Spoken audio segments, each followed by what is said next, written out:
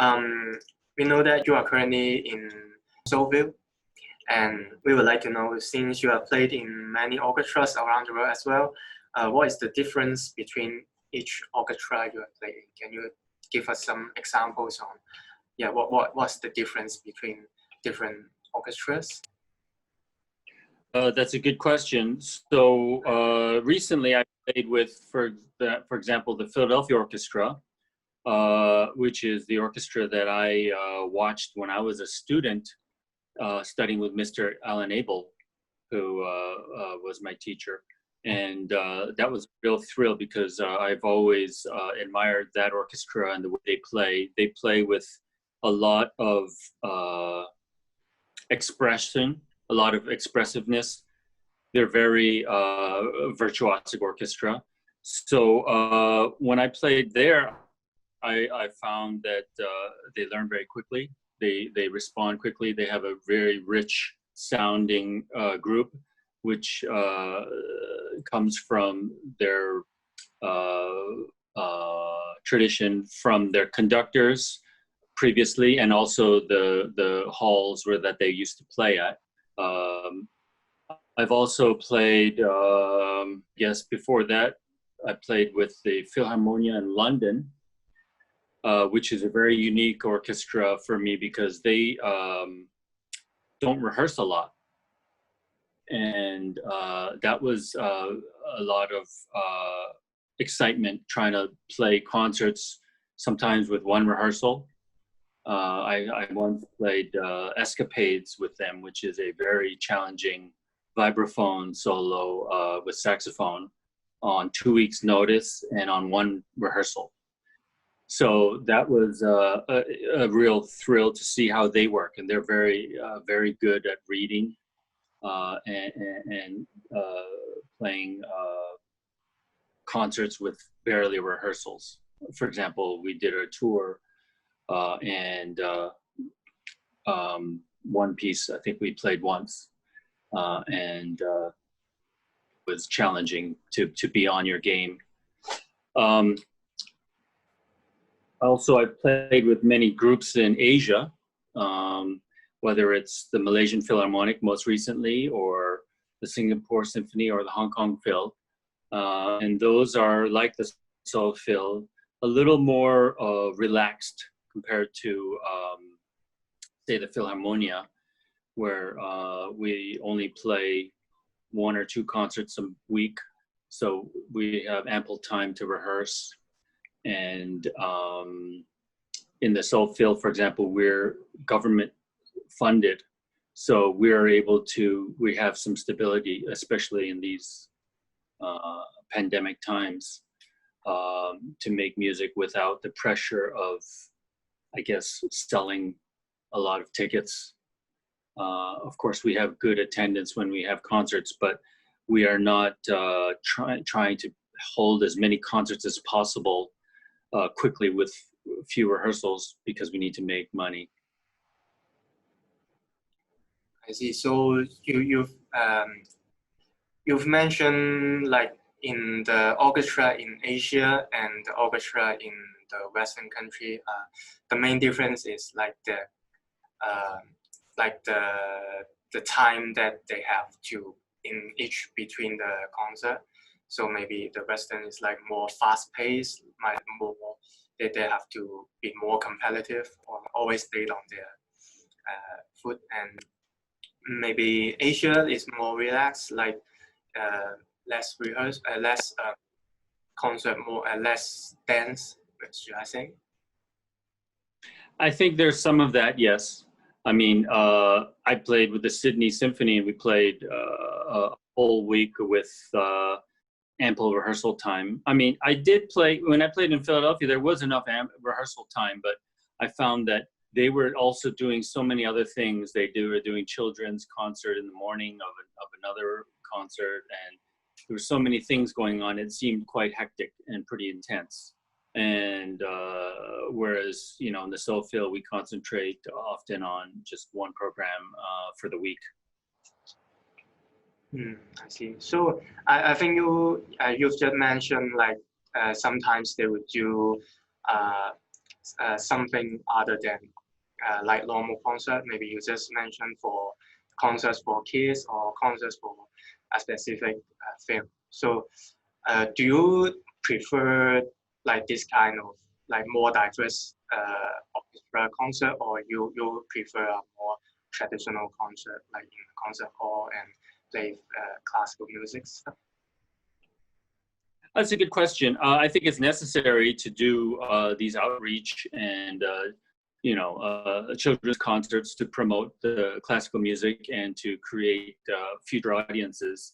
And we do that quite a bit actually in the Soulfield also. So I both. I like doing the traditional concerts as well as going to schools. Of course, it's more glamorous to play in concert halls around the world on tour or wherever you. But I do think it's necessary, and I'm happy to do it. So you just mentioned you have been collaborating with Hong Kong Phil, and I would like to ask more about your collaboration and maybe like some your experience with Hong Kong Phil. So do you remember which program you performed with Hong Kong Phil, and can you share some experience on playing with the Hong Kong Phil? Yes, actually, that was quite a long time ago. I haven't played with Hong Kong in 10 years. That's when I played with them when Edo Devart was the music director, and the principal percussionist was Adrian Stefanescu, who I knew from America. We studied with Alan Abel at the same time. And since we knew each other, he invited me out to play. And the last concert I remember playing was Mahler 3, which was a real fun concert. You know, the orchestra sounded great. And of course, Maestro Devart had a lot of experience with that repertoire. The orchestra, I thought, was very friendly. I have fond memories of playing with James and Bosnos and Sophie and Raymond in the percussion section. We also played, I can't remember specifically all the repertoire, but I remember playing Star Wars on another concert. I remember playing Britain, Young Person's Guide on another concert. So it was a good variety of lighter to big repertoire. I just remember the orchestra sounded really good. I see. So, it should be 2006 January, if I didn't remember. Is it that long ago? Oh my goodness. Yeah. Do you like remember anything specific about Hong Kong, or maybe can you like remember anything that is very different from Soulfield or in Korea? That's a good question. Well, I love Hong Kong, by the way. It's one of my favorite, if not favorite, Asian cities, because you have the water, the mountains, the city, and the English plus the Asian culture. So for me, growing up in America and Canada, that really appealed to me. Well, for example, in the Soulfield, we have, even though we have some foreigners, we have maybe 12 or 15 foreigners in our orchestra. It seemed like Hong Kong was more westernized, the orchestra itself, and of course the city as well. Similarly, I remember thinking that the conductor, Edo Devart, just like our conductor, Myung-Woon Jung, at the time, when I played in Hong Kong, he was Maestro Jung was our music director. I remember thinking that the conductor had a lot of power, and that there was perhaps an energy because of that. There was a real push for the orchestra to be at their best, and that was fun. So you just mentioned that like the culture of Hong Kong, which has greatly affected the culture of the orchestra itself as well. So it makes me wonder if any of the Korean culture affects your the orchestra in Seoul? That's a good question. Well, certainly there's things like, for example, in Korea, as in Hong Kong, I assume, Confucianism, there's a history of Asian respect for your elders, for example. So in my orchestra, for example, you will have certain colleagues who are principals who are younger than other colleagues who are older, and there is a level of respect that is expected in Asia. What else? In Korea, there's a lot of teaching. There's a lot of music schools. In Seoul itself, there may be 10 or more music schools with percussion majors in college. So there's a lot of outside teaching, a lot of gigging outside. There's a lot of music happening in Seoul, several concert halls. So actually that might have been a little different from what I felt in Hong Kong. I found that Hong Kong actually, even though it's a big population, seemed a little smaller and more intimate.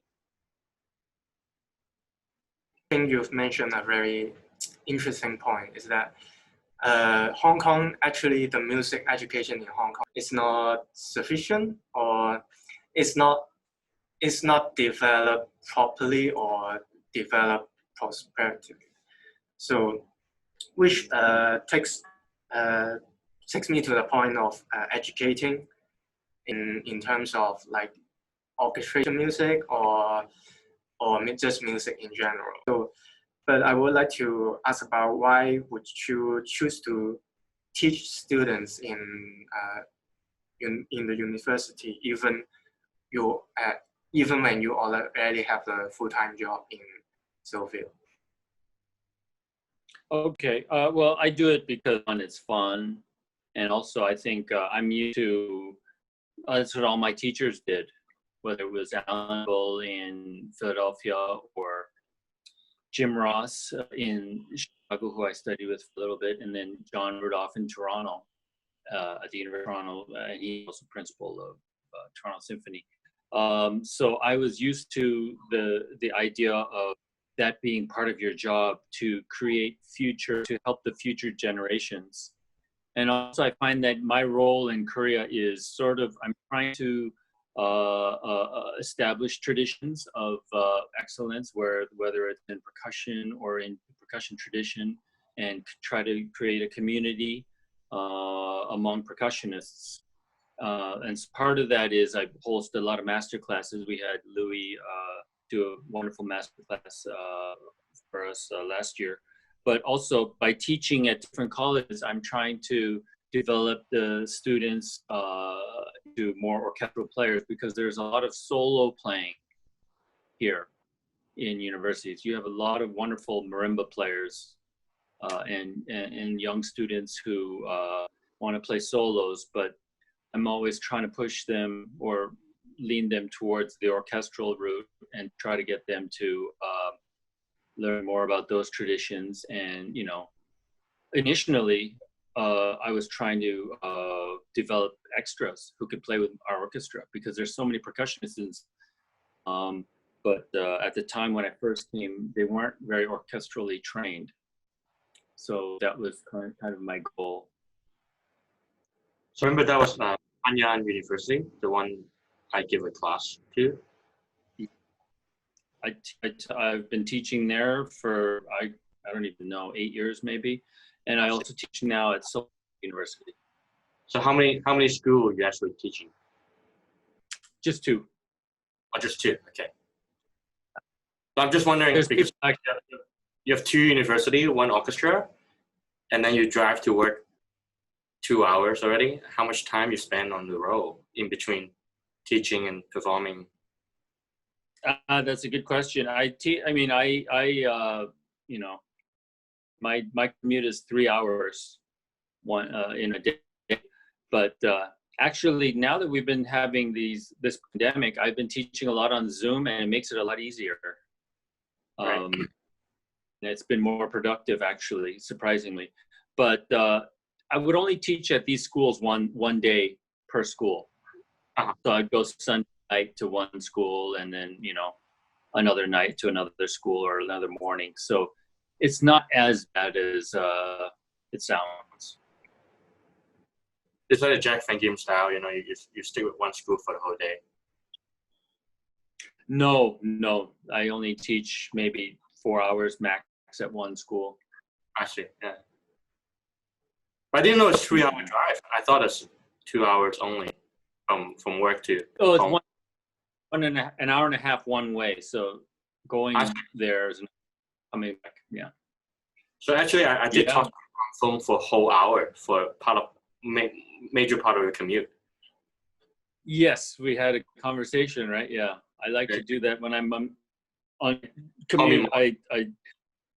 I make phone calls and I try to be productive. Yeah, I think that's a great dedication on educating while you still have like in the performing field. And actually, one of the problem in Hong Kong is that most musicians can only choose cannot only choose one path. Like if they want to be, for example, if they want to be a like solo performer, or even if they want to make music as their career, they will have to they have no choice but to teach and perform at the same time. So that's really not a much choice for musicians in Hong Kong to like stick to one specify in one specific field. So to make them or shall I say to make their to do what they want. So yeah. In Toronto, for example, I'd love to live there, but there's not very many opportunities. And so my advice to students is you got to go where the work is. That might mean you have to live in another country. You might have to live on another continent. I like living in Korea. My background is Korean, but my home is Toronto. And that's where ultimately my heart is. I wish I could live there. But in order to do music, that's the sacrifice, So that's not a very rosy picture, but I would say, and I try to tell this to students, if you really want to play in an orchestra, you can, but you may have to move somewhere else to do it. You were just talking about your origin, Toronto, and right. I understand that you have started maybe like you started playing music in a drum corps, right? Right. And yeah, I would like to ask more about your experience in drum corps, and how did you incorporate your experience in drum corps into your teaching and your orchestral playing? Yeah, that's a great question. I started drum corps when I was in junior high school in Calgary in a small drum corps. And I ended up later in the Boston Crusaders for many years as a player and as a coach. And then also in the Star of Indiana, which did a show called Brass Theater with the Canadian Brass. And that show later became Blast, the show. I don't know if you know the show Blast that used to be on Broadway. Anyway, so I did drum corps first, and I did not do music in college to begin with. I studied music later in life. And drum corps has been a huge influence on me. Obviously, there's a lot of orchestra players who did drum corps, whether it's Alan Abel, Cloyd Duff, Chris Lamb. A lot of players had that training, and it's good for you. It's like, for example, in the United Kingdom, you have a lot of brass players who play in the Salvation Army bands or the brass bands, and they have a very high technical facility because of that, and there's a lot of chops involved. So that I learned how to analyze and work on my hands, my technique, my chops, and it helps me to teach as well, because I'm able to hopefully diagnose issues that students have, and to develop their playing from a technical level at least, and then hopefully musically. And also, drum corps was the hardest thing I ever did in my life. You know, you're outside playing, practicing for 8-10 hours a day in the hot sun with some heavy instruments on your shoulders. So you really learn how to work hard and how to really try to set a high standard of excellence. And I take that through my whole music career. So it's been a very valuable background for me. Okay. I think another key aspect of drum corps, when I think about it, I think is, I think I would say discipline is one of the very important aspect of drum corps. Do you think it has helped you develop your personality as a more disciplined person, or does it affect your education in a way that maybe you are more strict to your students, or more serious? There's part of that, yes. I mean, I did drum corps from the 80s through the 90s. So especially at that time, it was a pretty intense experience. And I learned a lot about, you know, it's like going to the army, right? You really, but what I actually would say that I learned the most about is leadership and teamwork. In drum corps, because it's so hard, you learn to rely on each other as a team, and to help each other, and try to, you have to work together as a group, because you're on tour for sometimes 2 months, living in buses and in school gyms. And if you are not a team player, you can't last in a drum corps. And I find that sometimes there's people in the orchestra, I wish they had that education, you know. It's more about being on a team and being a good teammate. Any muscle from the drum corps, like you are like carrying like very heavy equipment, like training very intensely? Yes, I did. I mean, back then I was much poorer in shape, but I think if you see and you've probably seen the videos on YouTube where they're practicing with their shirts off, everybody is super skinny, because it's like running marathons every day. There's so much, it's so intense that actually, and they've done some studies where they hooked up machines to the players during the rehearsal, and the doctor or the scientist was saying that, yeah, these guys are running like marathon, like physical, you know, feats. So it's a real great challenge mentally and physically. Which part is your favorite? The snare, tenor, bass drum, or the front ensemble? Well, I was always a snare drummer, so I enjoyed the snare drum. And, you know, to be honest, I did that because when I first started, the bass drum was so heavy, and then so was with the snare drum. So I have to play snare. I have to practice harder just to get to the small drum. Why not the cymbal? I tried that. That's really hard on the shoulders. I mean, I tried that also. So the snare drum, to be honest, physically was the easiest. But you know, I have respect for all the instruments and the amazing things that they do, even in the pit with the keyboard players. It's amazing, and the timpani playing is crazy. All the tuning that they do. So next time you should do a backward snare drum roll for us. I wish I didn't bring my pad and sticks here, but next time.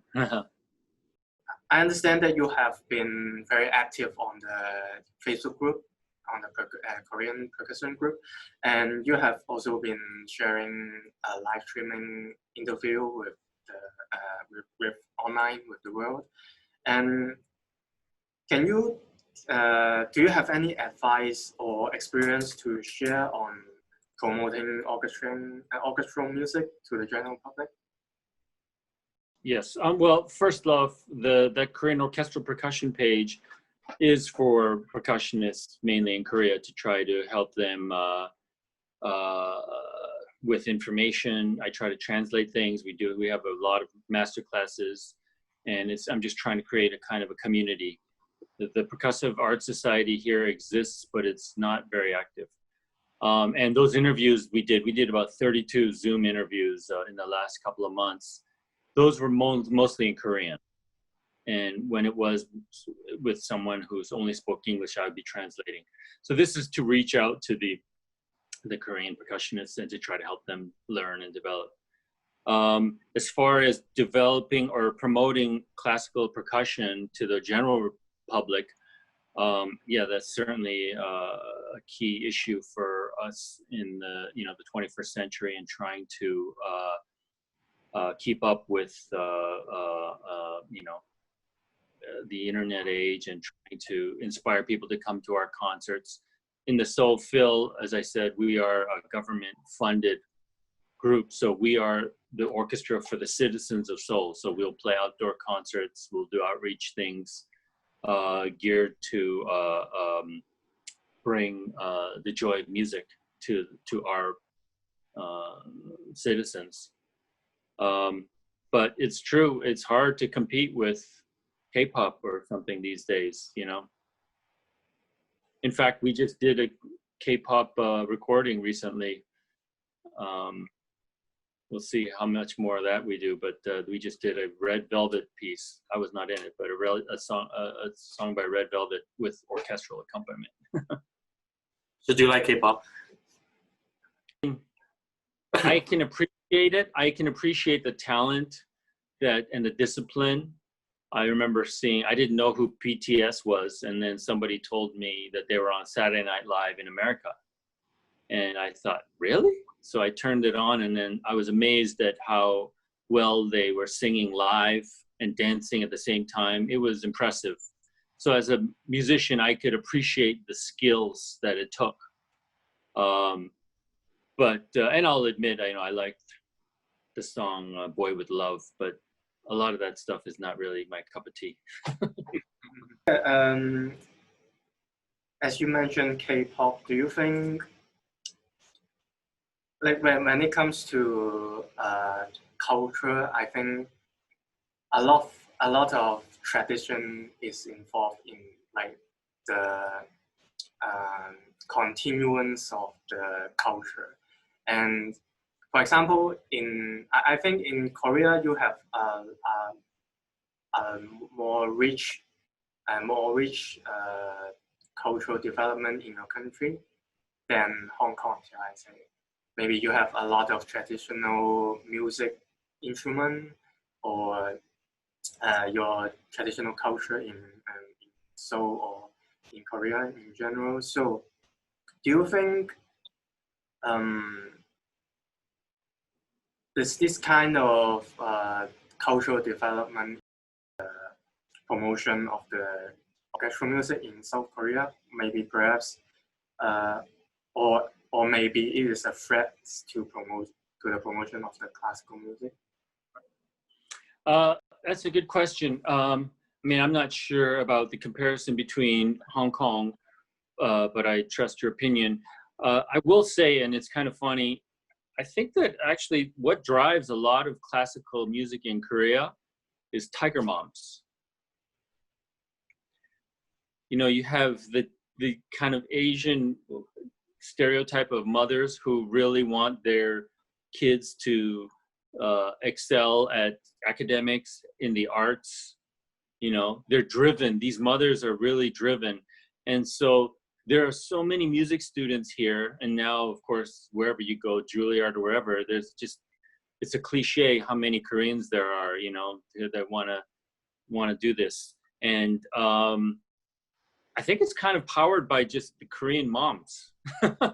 So if you come to classical music concerts in Asia, the audiences are in Korea. The audiences are quite young, whereas in America or in Europe, say, it may be older, at least in my experience.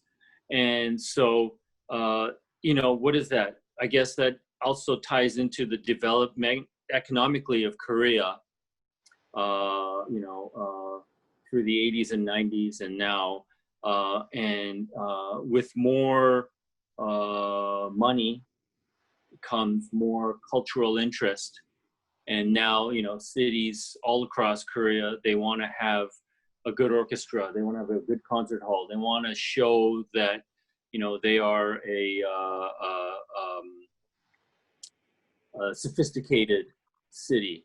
So part of that is, if I can say, it's kind of just the competitive nature of Koreans in general. And you have that in Asia. I mean, you have that, I'm sure you have that in Hong Kong with the education system and cram schools, what have you. But perhaps the reason why, if I could guess, classical music maybe is not as big there is because the size of, you know, you only have how many, 2 orchestras, main orchestras, I believe, in Hong Kong. You know, I don't know why that is. Seoul has a population of maybe 20 million in Greater Seoul. What is the Hong Kong population? Close to 8. 80. Okay. Gee, well then I don't know what that is. You know, Japan, of course, was ahead of Korea, whether it was in their economic development and then also in the arts. So you'll have more. You had the orchestras, Western orchestras, they're starting earlier. You have jazz, you know, a good audience for jazz. They have Blue Note, you know, up there. Now Korea, in the last 10 or 20 years, is really getting into jazz, and they have a lot of students going to Berkeley, what have you, and a lot of jazz clubs now. So, but I'm not sure actually what that means with, I mean, I see it in China. I see a lot of, you know, orchestras being formed. I think I heard a statistic that there were 30 orchestras of whatever 5 years ago. Now there's 80 or more, and there's halls, fantastic halls being built all over. So it's interesting to me. I mean, you have a very fine orchestra with Hong Kong, a world-class orchestra, so that's something to be very proud of. We have a good hall. Yeah. So are you a Tiger dad? Well, we'll see. My daughter's 4. I'm waiting for her to get, you know, a little older so she could start golf, but I guess we'll see. You know, I would like her to be a pro golfer. Does that make me a Tiger dad? That's why you're starting golf tomorrow in the resort, right? No, we're golfing, but she has yet to join us. I think it is a great transition to the more relaxed part of the of the interview now. Yeah, because since we are like talking about golfing and like your daily life in general. Oh, can I start first? Now I can do the casual chat. So you earlier you mentioned about the Hong Kong and Korean culture. So we know our Hong Kong conductor Wilson is working in Seoul. Could you share some experience? Yes, well, Wilson actually is very popular in Korea now. He's playing, he's guest conducting with the other big orchestras, KBS, even Gyeonggi Philharmonic. And he recently was one of the finalists in the Mahler competition, conducting competition. So he was making headlines here. So we're really happy for him, and we're really proud of him and enjoy, you know, having collaborations with him. Is he a difficult conductor? Because when I worked for him in Mahler Orchestra, he always asked me for some weird or challenging requests on the timpani? We did not experience. We have not experienced that. I mean, I really like his conducting. He likes the percussion to be pretty present, pretty big, which is fun. Yeah. Mm-hmm. So as you mentioned, like Wilson from Hong Kong, so maybe do you have any like fond memories from Hong Kong? Like when you last time you visit Hong Kong, do you have any like special? Yeah. The Soul Phil, we were on tour there a couple of years ago. I think it was 2 or 3 years ago, and that was a lot of fun. October. Yeah, and we had a nice, we had some nice drinks with Louis and his wife at a really posh bar somewhere high. Steve Herbert's bar. Yes, Herbert's favorite bar. Yes. We had some amazing food, obviously. I love the food there. And I enjoyed playing in that hall. It was a lot of fun.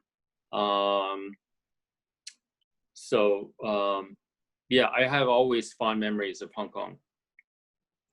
What about shopping? Shopping, yeah, it's a little, I went there once with my wife on our first anniversary. I surprised her with a trip to Hong Kong, and that was dangerous because she was so excited about the shopping, and it was a very expensive trip. That's why you come to Macau, right? After that. Yeah, that's right. I saw you in Macau, and she even wanted to go to the casinos. It was. Yeah. Isn't a casino in Korea already? Oh yeah, there's here, but she wanted to visit and experience it. I think you're fine now. You're not broke. Yeah, but I got to be careful with her.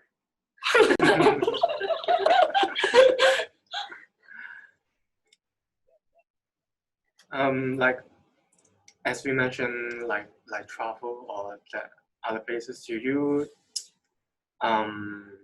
if you had so we are now under a situation where we cannot travel to a foreign country or something like that. So if you like, how long have you not been back to Toronto? That's a good question. I was actually there in March when the COVID shutdown started happening. So I got out just before they shut down the flights.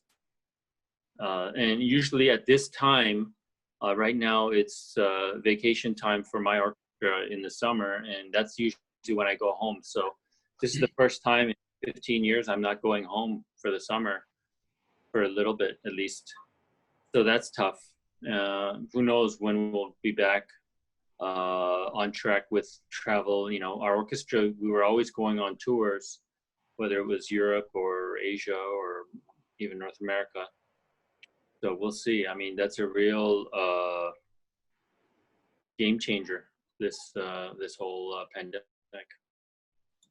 I think you would definitely want to like go back to Toronto as soon as you have the chance, right? Yes, I want to see my mother, of course, my father and sister. Yeah, that's home. But not Hong Kong with the shopping. Not with my wife, but I'll go, myself with the orchestra. So let us know when you're here. We'll bring you up. Absolutely. I would love that. So how's life in general in South Korea now, like in the pandemic situation? That's a good question. So we were shut down from March, end of February until sometime in May. The orchestra was shut down, and then we started doing live concerts in June. And now we're having live concerts with limited audiences, in social distancing, seating, and so we're kind of at normal, semi-normal routine now. Of course, we're playing things with smaller repertoire. We're playing repertoire with smaller size orchestras. Not a lot of percussion, But we're making our way back slowly. Korea, as like Hong Kong, we have in Asia very good contact tracing. So if someone does get ill, they're able to find people and contact them and make sure that that it doesn't spread. It's really sad to see, like in America, the situation where they're not able to control it because of political, I guess, beliefs. People thinking that it's, maybe an infringement on their rights to be tracked by the government, which, of course, I understand. But I think in a case like this, we need to really cooperate and work together to keep this all under control. So it's going well. I mean, I'm here right now at a ski golf resort, and there are people here on vacation. We keep our masks on, we social distance, but we're going to restaurants, we're functioning normally. I see. So I think it shows how different is between like Western country and Eastern country, because that in this situation is it shows more the difference in culture or in their lifestyle. So did you find it difficult to adapt to like Asian or Korean lifestyle when you first went back to Korea from Toronto, like a lot of years ago? Actually, I didn't. And well, okay, there's a couple of things maybe I did, just learning how to, I grew up in Canada. I was born in Chicago. I grew up in Canada, and I came to Korea for the first time when I was 23. However, because my parents immigrated from Korea in the 60s, they're actually pretty old school Korean. And I find that a lot of my friends who are the same generation, we have actually very conservative thinking parents. So when I was first coming to Korea, they were telling me, oh, you can't wear shorts. You're gonna go to university there. You have to study all the time. Everybody studies like crazy. And then when I got there, it was like a party. And so they're thinking of Korea from when they were young, which is a very different Korea from now. Just look at K-pop, So it was not a difficult transition in that I was brought up, I have to respect your elders, and, you have to learn to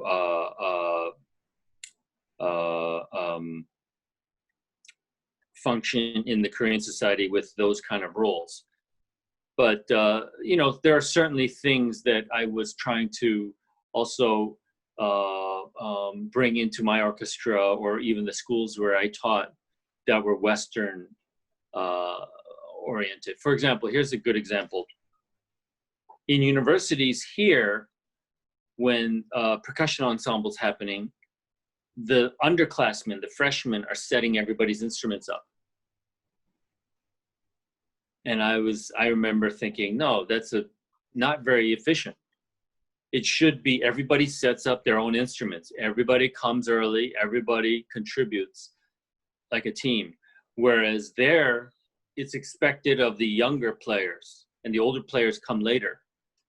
And so that to me was kind of a cultural difference. And even in my orchestra as well. I've So does that learned. mean Scott will come in and set up all the instrument before you guys come? Yeah, well, Scott and me. But in general, also actually, the flip side to that is I found it's very easy to teach students here. They're very teachable. They will listen to what you have to say, and they respect their teachers highly. So it can be, there's good sides to that Asian culture. And in fact, in my orchestra with the conductor, everybody was on the same page. Where when Maestro Jung in his tenure, if he wanted something, everybody would try their best to give him what he wanted. So it's easy to get things done. Things move very quickly here, as you know, in Hong Kong as well. Yeah. So 2 more questions. Yeah. Why we go to the same place for the fried chicken and beer every time when I'm in town? I know. It's a really, because at that time of night, every time we do master classes and we're out, we're going to drinks and food at 10 or 11. In that area where we are, most things are closed because it's mostly a business area where a lot of office workers go to work. So, I mean, there was a great barbecue place that closed down nearby. So I know next time we'll find something a little more interesting for you. And is there any recommendation for the girls here where to shop, the shoppings? Well, gee, of course, it depends on the Location that would make you scared, obviously. oh, well, okay. That would be either Apgujeong or Cheongdam-dong, Gangnam, where there's all the, I mean, it's just like Hong Kong, all the glamorous brands. Mm-hmm. And that's all the question I want to ask. Okay. Yeah, I think. Thank you for your time for the interview. Absolutely. Thank you so much for this. It's fun and it's always nice to meet old friends and make new friends. Hopefully this pandemic isn't too long and we can see each other again, either in Korea or Hong Kong. Hey, come on, yeah. Yeah, and likewise, Louis, you're always welcome. And everybody else there. Thank you. Thank you. 감사합니다. 감사합니다. 네. 오빠, Bye. 안녕. Okay. Bye bye. Have a good evening. Bye. Bye.